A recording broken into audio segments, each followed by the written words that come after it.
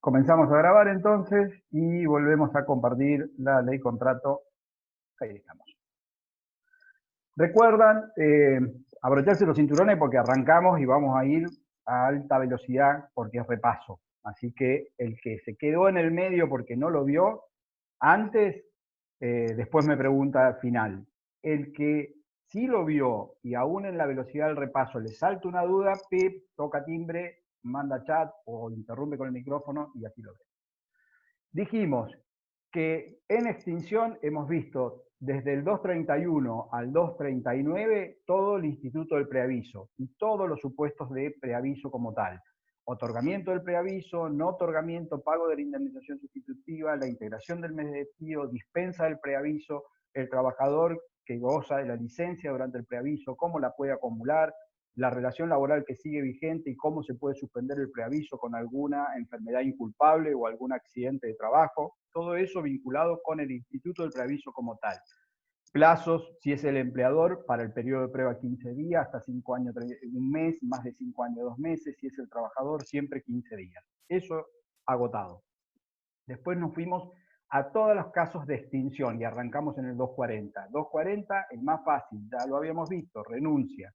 La renuncia es formal, telegrama colacionado laboral, recuerden que es gratuito, principio de gratuidad que vimos en las primeras unidades, y a su vez la posibilidad de la extinción ante la concurrencia de la autoridad administrativa laboral. Las únicas dos formas válidas para que la renuncia tenga efecto. El efecto es recepticio, no desde que se emite, sino desde que se recibe. Esto tiene que ver con un efecto general de todas las formas de la extinción, no necesariamente de la renuncia. Todas tienen efecto recepticio. Luego vimos el 241, artículo que tiene dos supuestos distintos de extinción.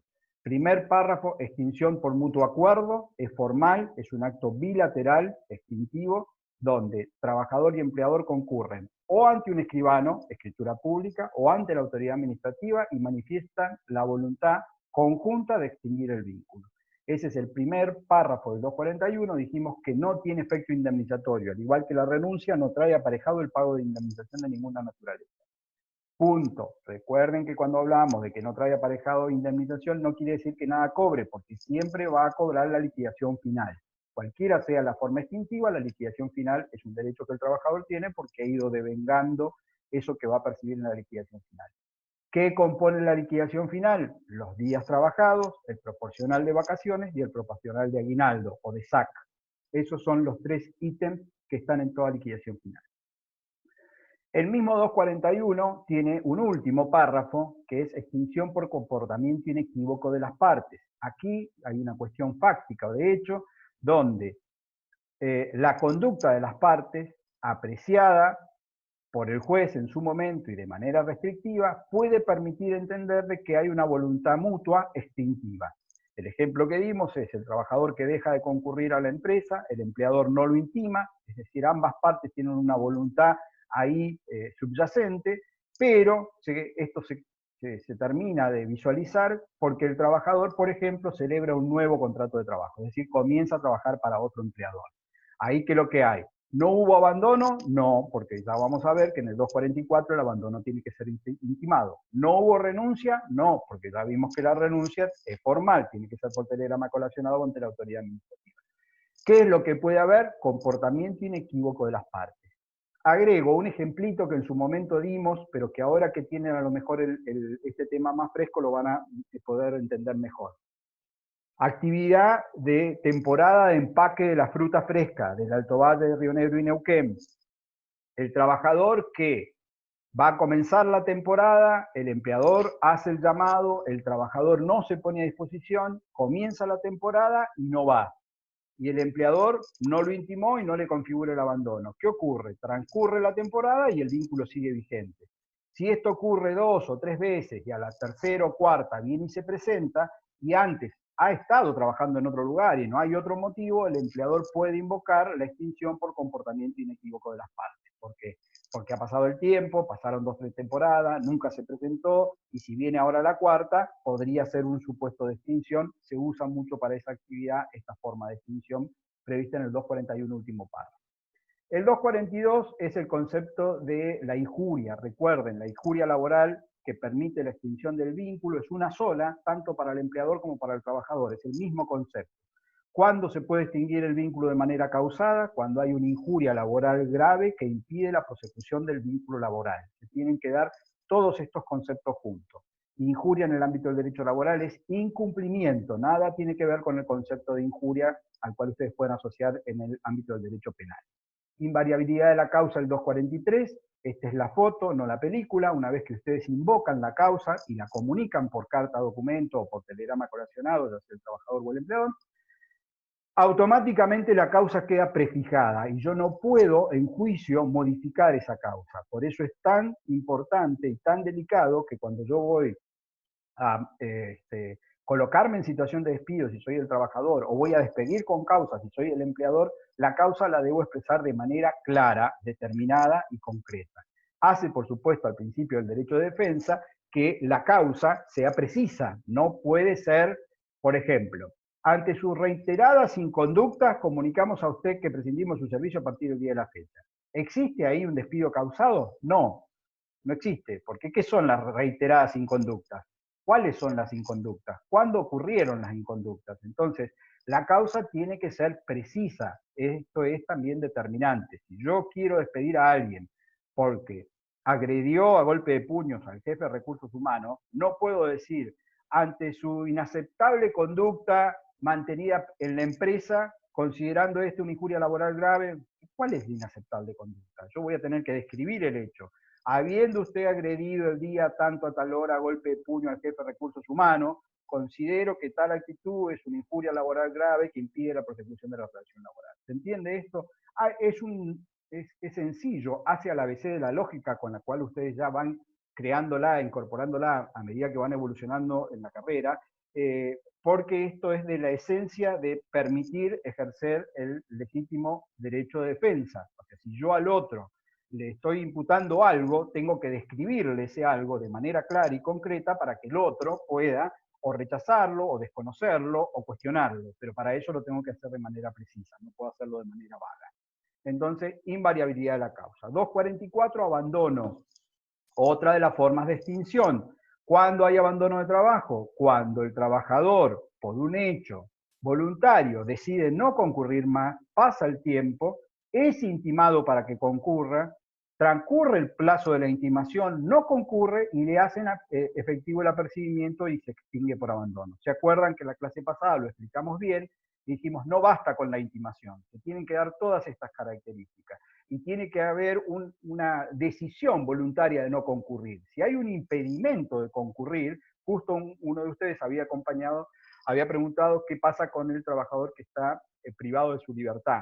En ese caso no hay técnicamente un abandono. Si yo estoy privado de la libertad, estoy imposibilitado de concurrir a trabajar. Entonces tengo que existir una decisión de no ir y tiene que haber un acto expreso del empleador que es intimarme a que concurra.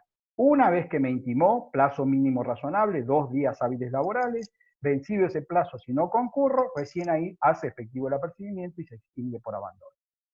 Por supuesto, si yo me voy olvidando, recuérdenmelo, cuáles son los efectos de cada una de estas extinciones. El abandono tampoco trae aparejada indemnización alguna. O sea, cuando la extinción se extingue por abandono, tiene el mismo efecto que si fuera la renuncia. No hay pago de indemnización para el trabajador. 245, lindo artículo, espero que ya lo hayan terminado de procesar. No da más, a mí me da la sensación que da más dificultades o asusta más que lo que realmente en esencia es. Esta es la fórmula en que se determina el monto de la indemnización cuando el despido es incausado. O sea, cuando el empleador despide sin causa, o al revés, cuando el trabajador se coloca en situación de despido indirecto, que es otra de las formas extintivas. ¿En qué consiste este famoso artículo 245? Es un mes de sueldo. ¿De qué sueldo? De la mejor remuneración mensual normal y habitual devengada en los últimos 12 meses, computado como por cada año de servicio o fracción mayor de 3 meses. Ese mes de sueldo de esa mejor remuneración mensual normal y habitual tiene un tope, no puede superar 3 veces el promedio del convenio colectivo aplicable a la actividad. Si el trabajador fuera un trabajador fuera de convenio, se le aplica el convenio general de la empresa y si hubiera más de un convenio de la empresa, se le aplica el convenio más favorable. La indemnización del artículo 245 tiene un piso indemnizatorio, es indemnización nunca puede ser menor a a una vez la mejor remuneración mensual normal y habitual. ¿Por qué el furcio? ¿Por qué 2? Porque estaba pensando más rápido de lo que estaba hablando. Recuerden que para los trabajadores rurales, ley 26727, el mínimo indemnizatorio es de 2 meses de sueldo. Yo no sé si Sergio se los contó, yo se los cuento anecdóticamente para que entiendan un poquito por qué. Los trabajadores rurales que antes estaban regidos por la famosa ley 22248, siempre protestaban de que cuando había reformas en la ley contrato, los rurales nunca eran incorporados. Y de hecho, más de una vez quedaban fuera de las reformas legislativas. Aquí lo que ocurrió es que cuando se reformó la ley contrato y se disminuyó el piso a un mes de sueldo, los trabajadores rurales todavía estaban regidos por las 22248 que tenía el piso de los dos.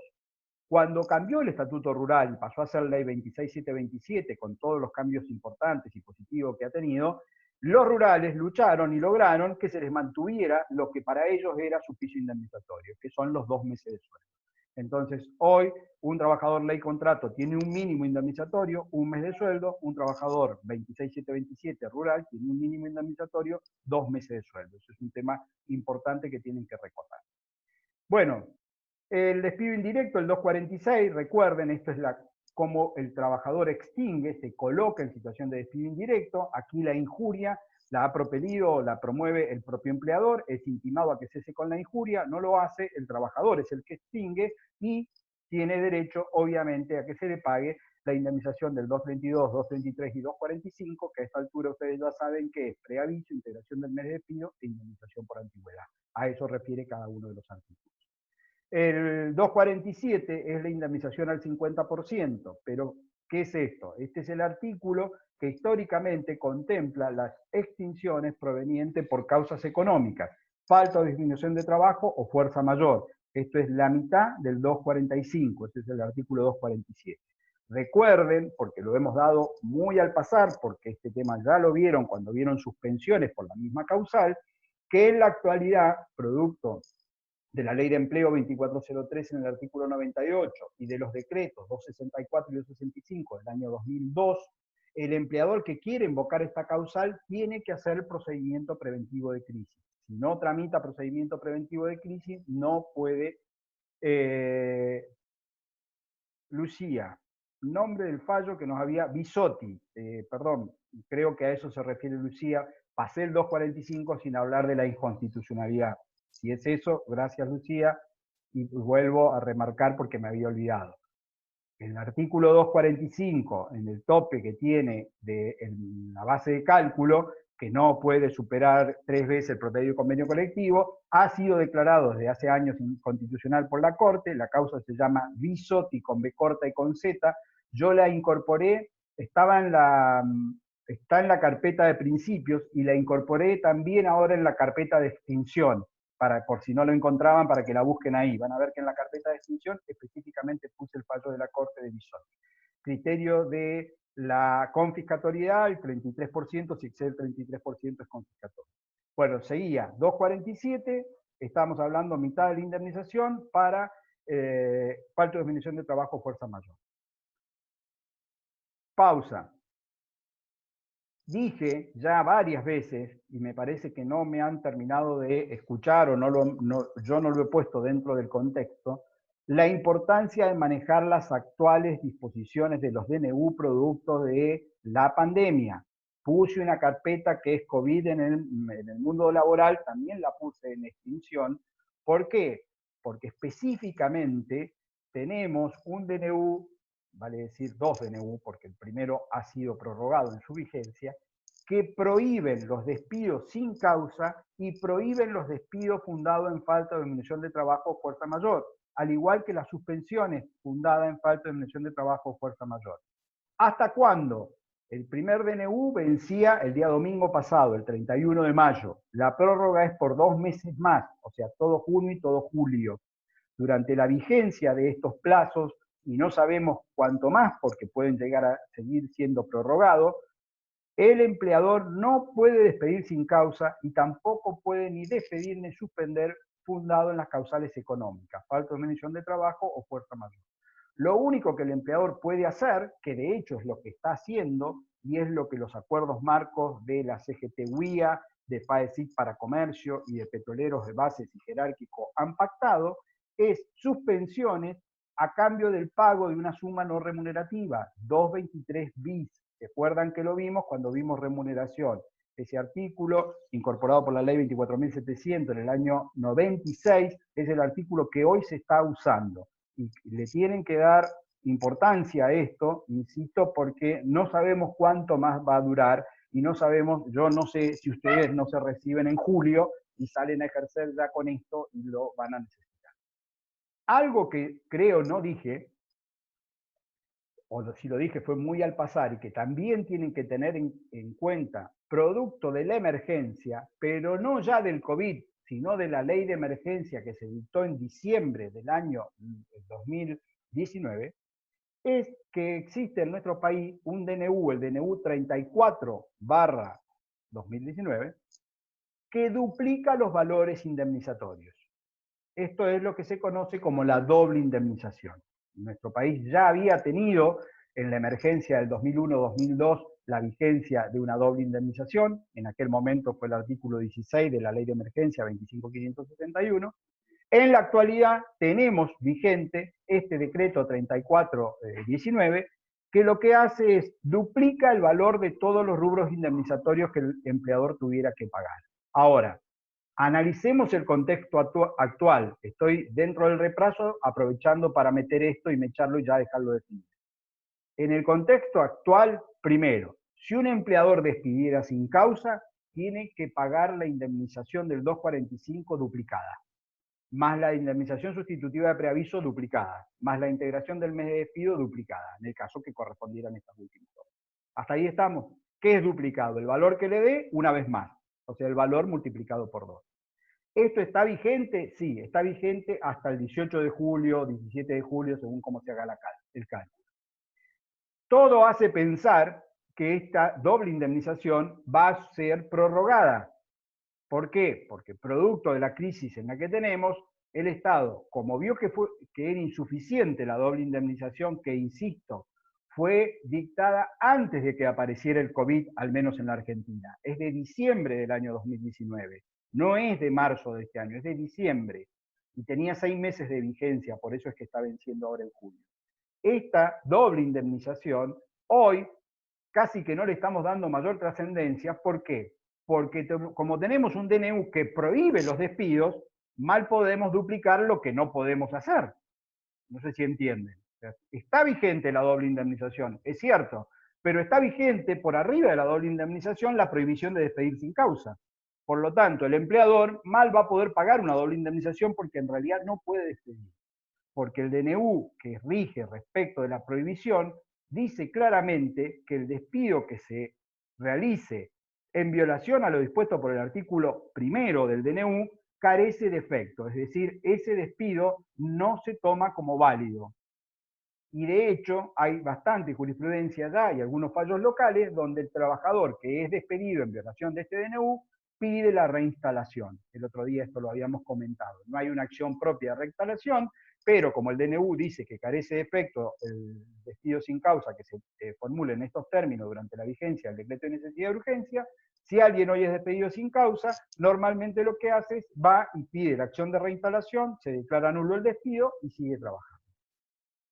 Supongamos que no pide la reinstalación porque no quiere la nulidad del despido. ¿Qué es lo que sí tiene? Es la duplicidad de la indemnización. O sea, si el trabajador consintiera ese despido, porque es un acto que puede hacerlo y puede disponer, dice, bueno, no, más allá de que sea nulo, yo consiento el despido sin causa. Lo que tiene derecho es al crédito de las indemnizaciones duplicadas, porque así lo dice el DNU 34 del BIC.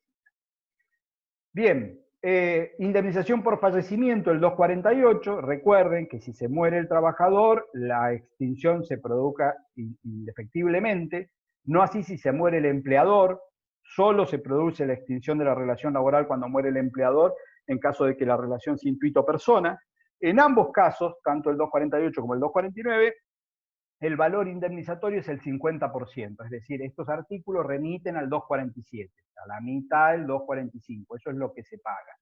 El problema de la extensión por fallecimiento no es tanto qué se paga, porque es acordarse que es el 247, sino a quiénes se paga. Recuerdan, la norma sigue remitiéndose al decreto ley 18037, que es la vieja ley de jubilaciones ya derogada por la ley 24241, y ahí les conté que hay algunos autores que sostienen que está ultraactivo y vigente, y hay otros que no. Hay que ir al listado del orden de prelación que surge de estas normas para ver a quién le corresponde cobrar. El 249 lo acabamos de dar, es la extinción por fallecimiento del empleador, siempre que fuera inscrito persona. La extinción del contrato de trabajo por vencimiento de plazo ya lo habíamos visto, lo hemos visto cuando vimos contrato a plazo fijo. Si el contrato es menos de un año, no lleva indemnización. Si es más de un año, debidamente preavisado, la indemnización es la del 247 por cada medio mes de sueldo por cada año de servicio. La de quiebra, lo teníamos a Franco, que no, me parece que nos iba a dar la clase especial hoy de quiebra, no pasa, tiene la guitarra ahí, pero no nos va a guitarrear nada. La extinción dijimos que no íbamos a meternos en este tema porque es un tema más de análisis dentro de la propia ley de concurso y quiebra. De hecho, hemos tenido algunas épocas en el derecho laboral donde se cambiaba la ley de concurso y no se cambiaba la ley de contrato de trabajo y habían terribles contradicciones. Yo soy de la idea que este es un tema a analizar cuando se maneja los institutos de concurso, quiebra con continuidad o no, intervención de la sindicatura, etcétera. Entonces, no preocuparse, lo van a ver cuando vean concurso y quiebra. En el 252 estoy en la extinción por jubilación. Recuerden que ahí la variación es que hoy el trabajador puede trabajar a su decisión hasta los 70 años. Recién ahí el empleador, si tiene todos los otros requisitos, lo puede intimar, plazo de un año. Si en ese plazo, agotado el plazo, el trabajador no accede al beneficio jubilatorio por su desidia o porque no completó los trámites él, lo mismo la extinción se provoca y no hay consecuencia indemnizatoria. Ahora, si el trabajador no se puede jubilar porque le faltaba alguno de los requisitos, el despido se convierte en un despido incausado y por lo tanto es indemnizado. También vimos del trabajador jubilado que si continúa trabajando para el mismo empleador o si reingresa para ese mismo empleador y luego es despedido sin causa, solo se indemniza el último periodo. El periodo anterior, el que está comprendido en la jubilación, no se indemniza. Es un dato importante y que también sufrió un cambio del artículo 253 en el año 94. El 254 me interesa que aquí se detengan un poquito. ¿Por qué? Porque lo primero que ven cuando ven incapacidad sobreviniente es que remite al 212 y eso ya lo saben, entonces dice, listo, esto ya lo sé. No, este artículo tiene también dos supuestos, como el 241. Tiene el de incapacidad sobreviniente al principio y tiene el de inhabilidad sobreviniente, que es el último párrafo. El de inhabilidad es que cuando yo contrato a alguien en función de su habilitación especial para realizar la tarea y luego, cuando la relación ya está vigente, sufre una imposibilidad, una inhabilitación para ejercer esa actividad o profesión. El ejemplo que dimos más gráfico y que no debería complicarlos es el del abogado, que tiene su matrícula, yo lo contrato para que firme y en un momento determinado, por una denuncia de estafa, no de mi empresa, X, es condenado al delito de estafa, delito que es doloso, y lo inhabilita para ejercer la profesión. Si eso se diera, el empleador puede extinguir y no paga indemnización.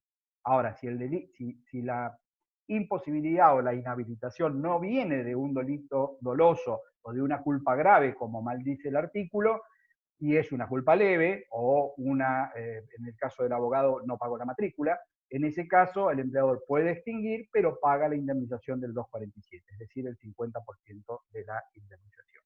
Y lo último que habíamos visto es el regreso del trabajador al mismo empleador. Aquí había que ir al cómputo de servicios del artículo 18, todos los periodos que yo trabajé para un empleador suman, pero aquí lo importante es que si en periodos anteriores me despidieron e indemnizaron, o se extinguió con alguna de las formas que prevé indemnización al 50%, cuando luego reingreso y me despiden, no vuelven a pagarme el periodo anterior, solo me pagan la última época, o sea, la última antigüedad.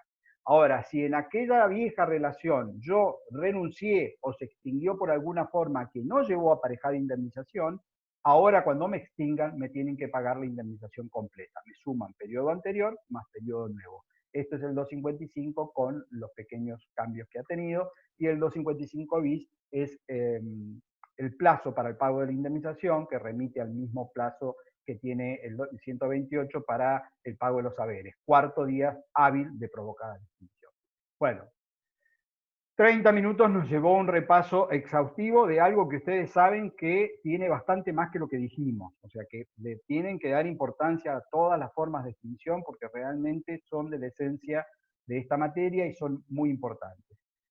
Si quieren, intentamos muy rápidamente, porque no venimos muy bien con los tiempos, ver estos dos supuestos que habían quedado sin ejercitar, que es el 4 y el 5 de lo que yo había dado. Si alguno ya lo hizo, quiere colaborar con animarse a desarrollarlo, bienvenido, prenda micrófono, lo escucho, o por chat, por donde guste.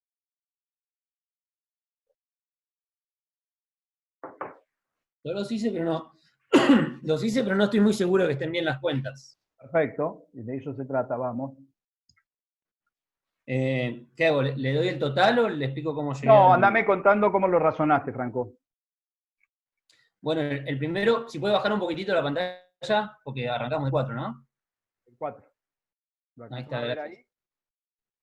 La liquidación final, que incluyendo días trabajados, proporcional de saque y vacaciones, en los días trabajados me dio 19.500, que son los 13 días trabajados, porque había iniciado el 12 de marzo del 2018 y el 13 de junio de 2019, sin preaviso, lo despidieron. ¿Cómo sacaste los días trabajados? Por los 13 días de ese mes. Pero ¿cómo llegaste al valor de los 13 días?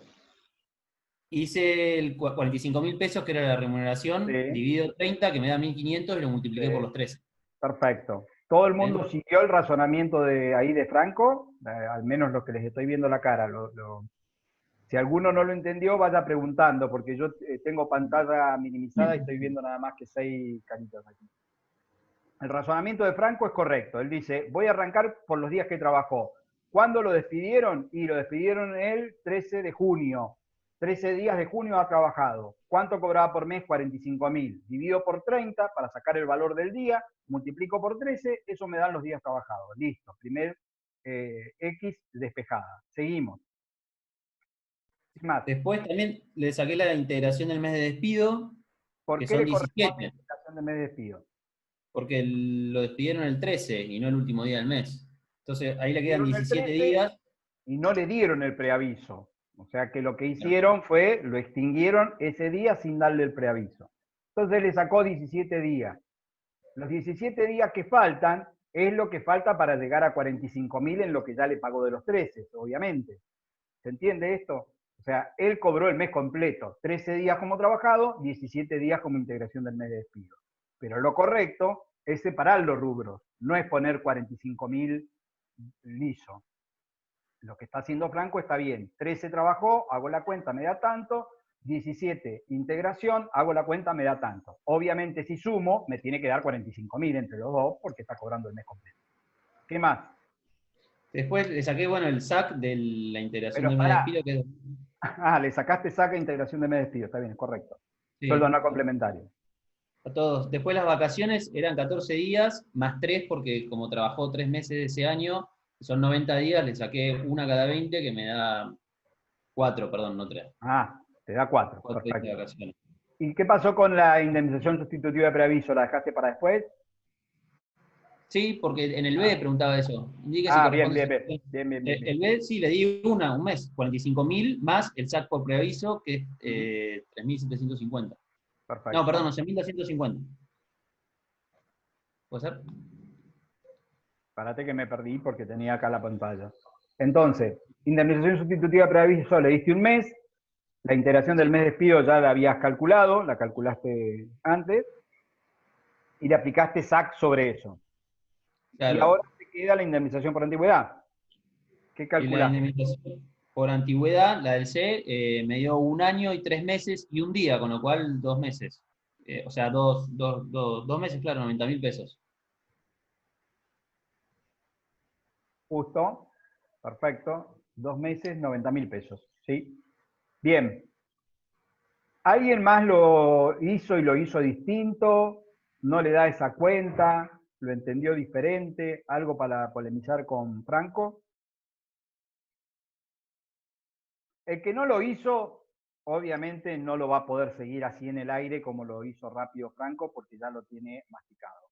La idea de los ejercicios es practicar. Yo no puedo ir a la casa de ustedes y obligarlo a que lo hagan como si fueran nene de primaria, pero si no lo practican ahora, después se les va a complicar cuando lo quieran estudiar para el parcial. Esto trata de ser una ayuda, digamos. Si no es una ayuda, bueno, ya mucho más no se puede. Hola, profe. Te escucho, Alexis. A mí me surgió la duda con respecto a sacar el proporcional de las vacaciones. Sí. ¿Por qué? ¿Cuál era la duda? O sea, ahí era, por ejemplo, yo comienzo a contar las vacaciones desde el 1 de enero, por ejemplo, Claro, las pues yo dije que últimas que le corresponderían. estamos tomándolo lineal para no complicarnos, por eso dije nada más que las correspondientes al 2019, porque las del 2018 las di como que ya se las había tomado. Si es la del 2019, estamos hablando del 1 de enero, que en la cuenta lo que intentaba era hacerla más simple, que es aplicar 1 cada 20, que es lo que hizo justamente Franco. Si del 1 de enero a la fecha de extinción pasaron 90 días, te están tocando 1 cada 20, 4 días de vacaciones proporcionales. Esa era la ecuación a sacar. ¿Quedó, Ah, bien, Alexis? gracias. Bien. Sí, ahí voy comprendiendo. Igual, las sumas que por ahí me dieron capaz que son muy elevadas, las que le dio el compañero. Bien, después verificalas y te queda a ver si con lo que nos dijo Franco, porque dónde estaban las diferencias. Y vamos al último. Trabajadora con fecha de ingreso abril 2016, ha notificado su condición de embarazada, es despedida el 14 de marzo del 2020, a los 6 meses de gestación, su mejor remuneración es 45.000, la promedio es 30.000, liquidación completa de todos los rubros. No me hagan cuentas para no dilatar más porque estamos repasando y quiero ir a multas. Díganme qué rubros corresponderían, a ver quién se anima. Que no sea Franco, que ya es figurita repetida. ¿Quién dijo? Yo, Luisa. Luisa, la escucho. Bueno, primero hice el cálculo de la antigüedad Uh-huh. y le corresponde abonar 4 meses de la mejor remuneración normal habitual. Así que serían 4 meses, bueno, 180.000 pesos. Después, un sueldo anual complementario proporcional. Yo supuse que le habían abonado ya a principio de año su aguinaldo, así que ahora es proporcional a los 3 meses que le No a restaban. principio, sino a fin de año. Recuerde que el SAC está dividido en 2 etapas y una es a fin de año. Sí, exacto. Entonces saqué el sueldo anual complementario proporcional, después el mes de preaviso, después la integración también del mes de preaviso, sí. Y después le correspondería una indemnización porque fue despedida dentro del plazo. Ella dice que fue despedida luego de notificar su condición de embarazo, con 6 meses de gestación.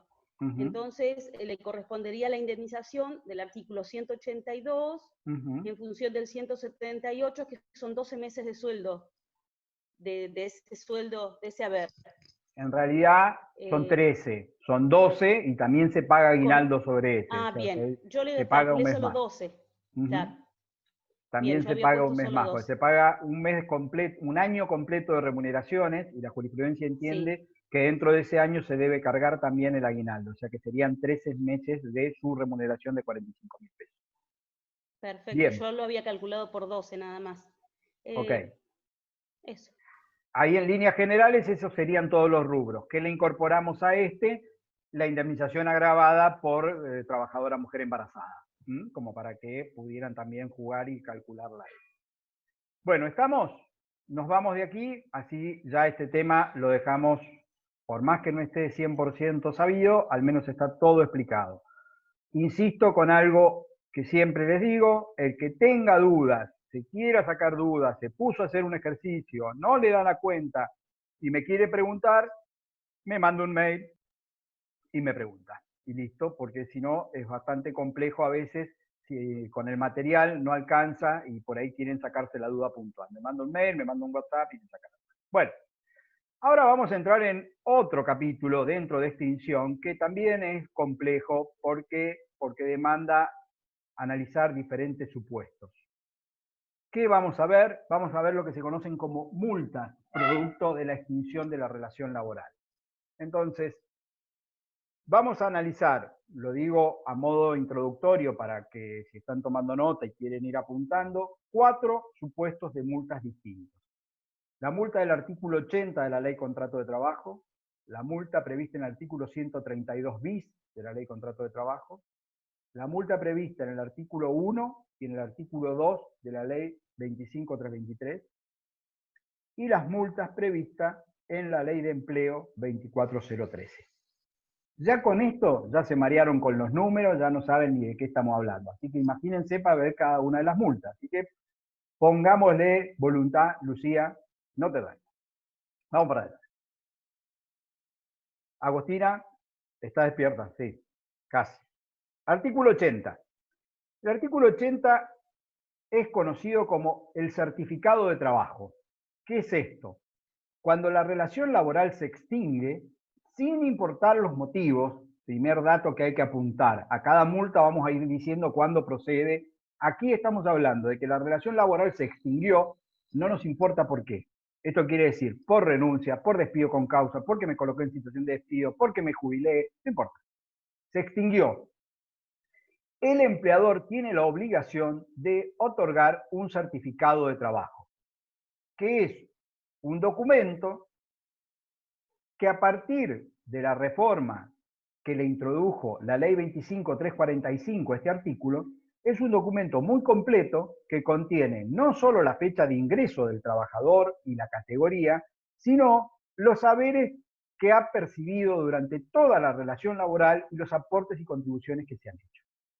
Es un certificado que actualmente, para los periodos más nuevos, se emite directamente de la página de la AFIP, que antes lo confeccionaba directamente el empleador. Si ustedes analizan los requisitos que tiene, que están en el propio 80, se van a dar cuenta que es una especie de síntesis medular de lo que ha sido la historia de la relación laboral, en aquellos datos que son significativos. Ahora, la pregunta puntual es, ¿para qué le sirve al trabajador el certificado del artículo 80? La respuesta, y me hago cargo de lo que digo, es para nada, salvo para tratar de cobrar la multa. ¿Por qué? Porque esta certificación no tiene efectos ni sirve para jubilarse, porque el certificado que se debe emitir también el empleador, aparte del 80, es el certificado de servicio y remuneraciones que surge de la Ley 24.241, que es la Ley de jubilaciones. Y ese es el certificado del ANSES que sí le sirve para hacer el trámite jubilatorio. Entonces, hay dos certificados distintos. Uno el certificado de trabajo del artículo 80 y otro el certificado de servicio y remuneraciones de la Ley 24.241 de jubilaciones. ¿Cuál sirve? A los fines de jubilarse, el de la 24.241. Yo no puedo ir con el del 80 a hacer el trámite porque me dicen esto no sirve. Tráigame el certificado de ANSES. Ahora, ¿qué importancia tiene este artículo 80? Que desde que se lo reformó por esta ley 25.345, que fue la que introdujo la multa, si el empleador, una vez que se extingue la relación laboral, habiendo sido debidamente intimado, no entrega el certificado de trabajo, es decir, no le da el certificado de trabajo, el trabajador puede demandar y reclamar una multa tarifada o tasada, que son 3 meses de sueldo. ¿Va de vuelta? ¿Cuál es el supuesto fáctico? Se extinguió el vínculo laboral. ¿Qué ocurrió? El empleador tiene la carga, la obligación de entregar el certificado de trabajo.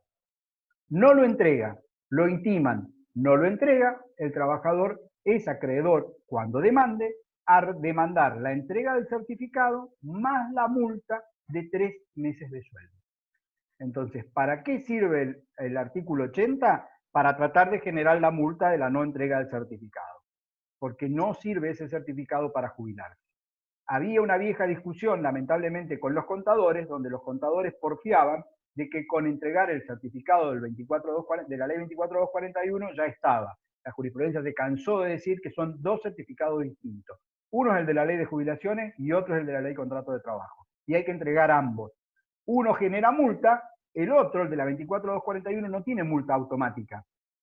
Yo puedo exigir como obligación de hacer que me lo den, y si no me lo dan, pedir que se aplique unas 30, pero no tiene una multa tasada automática. Entonces, el trabajador, cuando se extingue el vínculo, espera y logra, si no le dan el certificado del artículo 80, cobrar. ¿A qué fines tiene la obligación de entregarlo? No entiendo. Lucía, no hay una, si lo ves de la propia ley del artículo 80, dice que es una obligación, está impuesto como un deber al empleador documentar lo que ha sido la historia de la relación laboral. Ahora, ese deber no tiene un uso determinado posterior para el trabajador. Si yo quisiera mucha historia, pero el tiempo no nos da, esto sería un capítulo en la novela, este viejo artículo 80 era el certificado de trabajo que se usaba antes como una referencia laboral. Era, yo trabajé en tal parte, vengo acá con una especie de cartita de recomendación, donde dice don Pepe que yo trabajé con él en la carnicería, que era muy bueno cortando la carne y que nunca me sancionó. Ese era el viejo certificado de trabajo, era una recomendación. Cuando se lo varió, se lo cambió, se le puso casi los mismos requisitos que tiene el certificado de servicios y remuneraciones de ANSES, los mismos te diría, pero uno se emite en formulario de ANSES y sirve para jubilarse, y este otro se emite ahora por AFIP, antes en papel membrete del empleador, y no sirve para jubilarse. O sea, que vos tengas ese papelito como trabajador, no te va a cambiar nada la vida. Ahora, si no te lo dan, lo que sí le va a cambiar la vida es el empleador, porque una vez que vuelve intime y no te lo dio, podés reclamar la multa de los 3 meses de sueldo. Un tema que tienen que ver es que este artículo fue reglamentado por el decreto 146 del año 2001 y le agregó al requisito de la entrega del certificado un plazo de 30 días para emitirlo. No surge del artículo 80, surge del decreto reglamentario, decreto 146, en el artículo 3. Le da un plazo de 30 días. Entonces, ¿cómo es la secuencia para que se entienda? Se extingue la relación laboral, no importa el motivo, no miremos causales. El empleador tiene 30 días para darme el certificado. No me lo da. Lo intimo, 2 días hábiles, no me lo da, queda abierta la posibilidad de que yo reclame el pago de la multa de 3 meses de sueldo. Fíjense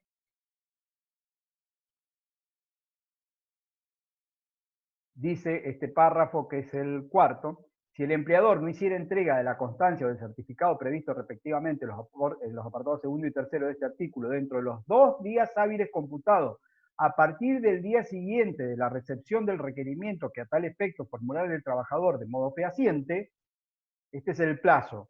Pero acá hay que acordarse que hay 30 días antes que tiene el empleador para él emitirlo voluntariamente. Para que la intimación tenga validez, tiene que haber sido realizada vencidos los 30 días. Si la realizó antes, no tiene validez. Tiene que haber transcurrido los 30 días, pasan los 30 días, no me lo dio, lo intimo, 2 días hábiles, y aquí viene la consecuencia. De modo que será sancionado con una indemnización a favor de este último que será equivalente a 3 veces la mejor remuneración mensual normal y habitual percibida por el trabajador durante el último año durante el tiempo de prestación de servicios si este fuera menor. Esta indemnización se devenga sin perjuicio de las eventuales astreintes que se pidan. Voy a ver porque tenía algún chat. Puede confeccionar, dice Jorge, el certificado del 80 si no pagó efectivamente los aportes retenidos de la Seguridad Social, o basta simplemente con que haya hecho declaración jurada para poder emitirlo. Bueno, Jorge hace una pregunta bastante puntual y específica. El certificado contiene, entre los datos que dije, desde la fecha de ingreso, la categoría, las remuneraciones y los aportes y contribuciones efectuadas. La pregunta de Jorge es, ¿qué pasa con aquel empleador que no hizo efectivamente los ingresos por el 931 de los aportes y contribuciones que tenía que realizar? ¿Puede emitir el certificado? Sí, lo puede emitir igual, Jorge. No hay problema con el 80. Va a tener problema con el 132 bis, que es otra multa que vamos a ver luego. Pero el certificado lo va a emitir lo mismo. La AFIP, le va a permitir, y si está en una moratoria también le va a permitir que lo emita como tal. Se va a poder librar el certificado, pero eso no va a implicar un libre deuda respecto de los aportes y contribuciones no efectuados. Hay otra multa vinculada con la falta de ingreso de las retenciones que está en el 132 bis que vamos a ver ahora. Entonces, redondeamos este artículo para tratar de ya dejarlo cerrado y definido. Extinguida la relación laboral, cualquiera sea el motivo por el que se provoque, el empleador tiene un plazo de 30 días para otorgar el certificado de trabajo con los requisitos que tiene el propio artículo 80. Vencido ese plazo, el trabajador puede intimarlo por 2 días hábiles a que se lo dé. Si el empleador se los da, no hay ningún problema. Ahora, si se vence el plazo de la intimación y el empleador no se los da, el trabajador tiene derecho a reclamar judicialmente la multa tasada que está en el propio artículo 80, que equivale a 3 meses de sueldo. ¿De qué sueldo? De la mejor remuneración mensual normal y habitual. Dice percibida, no dice devengada, esa es una pequeña diferencia de redacción, y no habla de tope, no mezclen acá los topes, porque los topes están en el 245, pero no se lo hagan extensivo después a todo al tope, porque a veces nos mezclamos cuando estamos estudiando, y como nos suena lo del 3 meses de sueldo, le ponemos a todo tope. No, acá no hay tope, es 3 meses de su mejor remuneración mensual normal y habitual. Para ver el efecto que esto tiene, supónganse un trabajador que tiene nada más que 2 meses y 20 días de antigüedad. Renuncia. Ni siquiera lo despide, renuncian. Se extingue el vínculo. ¿Cobra indemnización? No, ninguna. Ni siquiera vamos a hablar de la sustitutiva preaviso porque renunció él. Ahora, pasan los 30 días, no le otorgan el certificado de trabajo. Intima por 2 días a que le otorguen el certificado de trabajo. No se lo dan. Reclama judicialmente. Ese trabajador que tiene 2 meses y 20 días de antigüedad va a cobrar como multa del artículo 80 3 meses de sueldo, que sería el equivalente a una antigüedad de 3 años, 2 meses y 29 días. ¿Se entienden? O sea, lo mismo que hubiese cobrado la indemnización por antigüedad a alguien que tuviera 3 años, 2 meses y 29 días. Entonces, ojo con el artículo 80 porque muchos, desde la reforma es del año 2000, y hay cantidad de juicios que están ya casi solos por el artículo 80, por la multa de la ley. ¿Dudas con esto? ¿Preguntas? ¿Comentarios? ¿Explicaciones? Nada. Bueno, Jorge que me daba el ok de lo anterior. 132 bis. Recuerden, mientras vamos al artículo, que cuando hablamos de remuneración, explicamos de que el empleador no podía retener lo que a él se le ocurriera cuando pagaba la remuneración. De hecho, dijimos que si el trabajador no daba el preaviso de los 15 días que tiene que dar, el empleador no le puede retener esos 15 días de preaviso en el recibo de haberes, sino que tiene que iniciar un juicio y eventualmente embargar del monto, etc. ¿Eso por qué? Porque la propia ley ha definido cuáles son las excepciones a aquellos que se puede retener. Esas excepciones, el principio general es el 131, que no se puede deducir, y las excepciones están en el 132, que las vimos en aquel momento, que son los adelantos, los aportes de jubilaciones, etc. Ahora, vamos a la multa del 132 bis. Se extingue la relación laboral, no importa los motivos, se extingue. Y yo trabajador, lo intimo al empleador a que me acredite que las sumas que me ha retenido han ingresado a los lugares donde tenían que ingresar. ¿Se ubican en el supuesto? ¿Qué sumas me ha retenido? Esto lo explicamos cuando vimos remuneración y vimos un recibito de haberes que yo se los mostré.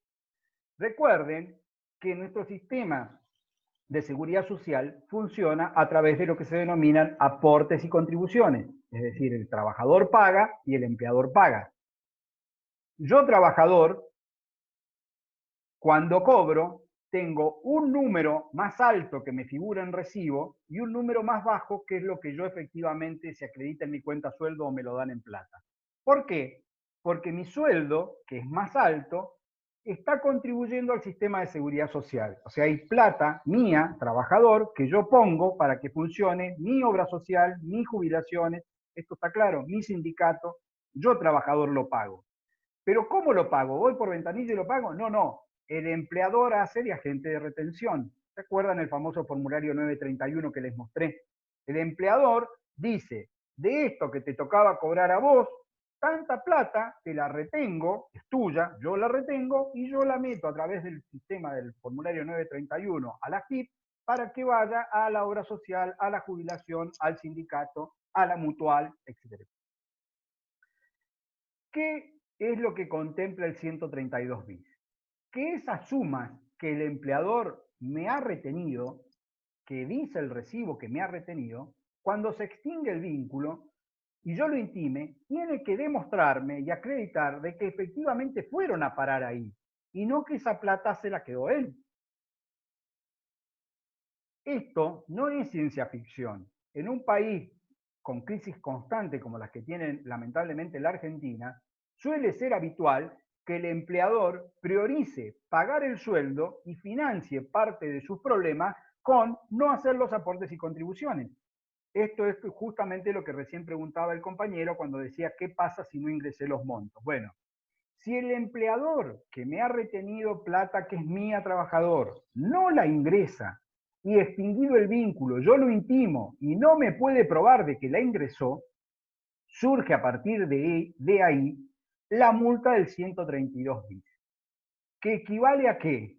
Equivale a que se va a seguir devengando un valor equivalente a mi última remuneración. ¿Por qué plazo? Hasta tanto acredite que ingresó el total de las sumas que me ha retenido. Va de vuelta. Se extingue el vínculo, no importa la causal. Lo intimo, le digo, che, empleador, demostrame que lo que vos decís que me retuviste, que está acá en el recibo de haberes, fue a parar a donde tiene que ir a parar. No lo puede acreditar porque en realidad no lo distribuyó a través de la FIP a donde, se quedó él con ese dinero. Si eso ocurre, está hecha la intimación y yo reclamo, la multa que se devenga es el equivalente, digo bien, equivalente, no es una remuneración, porque no hay contraprestación de la relación laboral, ya está extinguido el vínculo, una multa. Es el equivalente a mi último sueldo. ¿Por qué plazo? Por todo lo que dure hasta que acredite de que efectivamente ingresó esas retenciones a los lugares que corresponden. Como verán, es una multa sumamente gravosa, porque un empleador que está muy complicado económicamente y que no ha realizado las retenciones a través del 931, no las ha ingresado, normalmente no es que lo hace de uno, lo hace de toda la plantilla de trabajadores. Cuando se extingue el vínculo, viene uno y lo intima. Antes el tema era que la FIP no me permitía que yo fuera y pusiera el monto nada más que para Alejandro Cataldi. Yo iba y el monto se distribuía en mis 50 empleados. Esto es Argentina. Al poco tiempo de vigencia del 132 bis, la AFIP permite de que yo vaya y direccione las retenciones que no he efectuado a nombre de la persona que me está intimando. Si yo voy e ingreso las retenciones, no hay problema con la multa. Sí, Lucía, exactamente. Lucía me aporta de que algo así pasó con Interlagos, y con muchas empresas pasó esto, ha pasado, y bueno, Interlagos terminó con un proceso de quiebra y con un monto muy importante de deuda frente a la FIP, etcétera, etcétera. Entre unas de las cuestiones, no he sido abogado de Interlagos, lo conozco nada más por diario, pero una de las cuestiones era esta. Entonces, repasamos este artículo, lo tratamos de consolidar para que no quede duda. Estamos otra vez en un supuesto de se extinguió la relación laboral. ¿Importan los motivos? No. Vuelve acá a tejer el decreto reglamentario. 30 días hay desde que se lo intima para que el empleador subsane la falta de retenciones. No lo dice el 132 bis, lo dice el decreto 146. Entonces, se extingue, intimo, 30 días para que venga y acredite. Si en esos 30 días no acredita, a partir de allí tengo derecho a reclamar la multa, y la multa es el equivalente al último sueldo hasta tanto demuestre de que efectivamente ingresó los fondos retenidos. La redacción del artículo, la voy a hacer exprofeso, es bastante compleja por cómo está y todos los supuestos que pone. Pero los supuestos que ponen, en realidad, es enunciativo, porque lo que ustedes tienen que tener en claro es que todo importe que es del trabajador que ha sido retenido por el empleador. Porque no solo puede ser para obra social, para jubilación, para sindicato, para mutual, para el pago de una casa que esté autorizado a hacer, o sea, hay distintos supuestos. Entonces la redacción dice, si el empleador hubiera retenido aportes del trabajador con destino a los organismos de seguridad social o cuotas, aportes periódicos o contribuciones a que estuvieran obligados los trabajadores en virtud de normas legales o provenientes de las convenciones colectivas de trabajo, o que resulte de su carácter de afiliado a asociaciones profesionales de trabajadores con personalidad gremial, o de miembros de sociedades mutuales o cooperativas, o por servicios y demás prestaciones que otorguen dichas entidades, hasta acá lo único que hizo fue enumerar todos los eventuales supuestos. ¿Qué nos importa? Más allá de que se sepan de memoria eso, es que es plata que era el trabajador que la retuvo el empleador. Eso es lo que la ley está funcionando. Y dice, y al momento de producirse la extinción del contrato de trabajo por cualquier causa, no hubiese ingresado total o parcialmente esos importes a favor de los organismos, entidades e instituciones a los que estuvieron destinados, deberá a partir de ese momento pagar al trabajador afectado una sanción combinatoria mensual equivalente a la remuneración que se vengaba mensualmente a favor de este último al momento de operarse la extinción del contrato de trabajo, importe que se devengará con igual periodicidad a la del salario hasta que el empleador acredite en modo fehaciente haber hecho efectivo el pago de los ingresos. Ahí está. Conclusión, es una multa muy gravosa e impacta en aquella empresa que a las retenciones que ha formulado, cualquiera sea el rubro o ítem para cual las hizo, estamos hablando siempre de retenciones legales, aquellas que están permitidas por ley, si no obviamente no puede retener, no las ingresó al destino correspondiente. Hay que agregarle el plazo de los 30 días, que no surge de aquí, sino que esto viene del decreto reglamentario. Dice Jorge, volviendo al 80, ¿puede ser que los tribunales se eximan del pago de la multa si el empleador acompaña a los certificados al contestar la demanda? Jorge me parece que ya está ejerciendo casi la profesión por el tipo de pregunta que hace. Muy buena. Es un poquito más complejo, Jorge. ¿Por qué? Puede ocurrir que el trabajador intimó a que le otorguen el certificado del artículo 80. Y el empleador le contesta que está a disposición, que venga a buscarlo. No va a buscarlo. Después inicia la demanda, y cuando inicia la demanda, el empleador viene y junto con la contestación de demanda trae los certificados y los consigna. Y dice, señor, yo le dije que los tenía, mire, acá están, firma certificada de la época que yo le dije que los tenía a disposición. Acá están, se los traigo.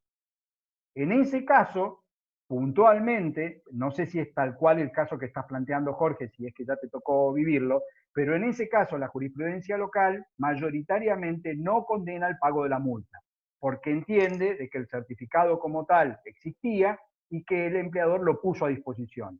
Va a tener que acreditar el trabajador de que fue en ese plazo y que el certificado no estaba o que le dieron vuelta, fue con un escribano, hizo un acta de contratación, o fue con 2 testigos, y más allá de que decía que estaba, el certificado no estaba, es una cuestión ya de prueba o casuística.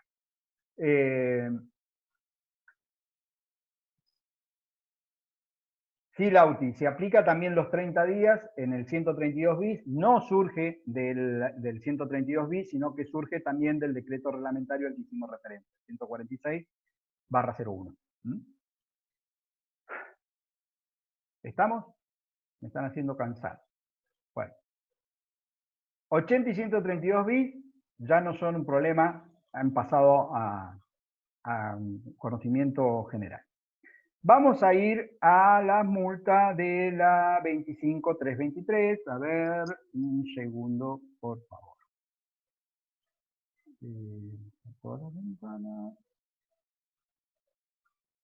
Bien. Bueno, ahora nos vamos a una ley especial. Esta ley es también del año 2000. Y es una ley que de 3 artículos, muy corta, pero que tiene 2 multas distintas, o sea, trabaja con 2 supuestos distintos. Vamos al primer supuesto, el del artículo 1. Estamos en presencia de una extinción de una relación laboral cuando la relación no ha estado registrada o ha estado mal registrada. ¿Qué quiere decir que una relación laboral no esté registrada? Este es un concepto que ya tenemos que manejar bien porque también lo vamos a ver en la Ley de Empleo 2403. Esto es lo que comúnmente se conoce como un trabajador en negro. ¿Qué es un trabajador en negro? Es aquel que no ha sido registrado, no fue dado de alta, no se tramitó la clave de alta temprana y no está sentado en los libros y registros de la empresa. Puede que sea una relación no registrada, directamente no existe, o una relación mal registrada.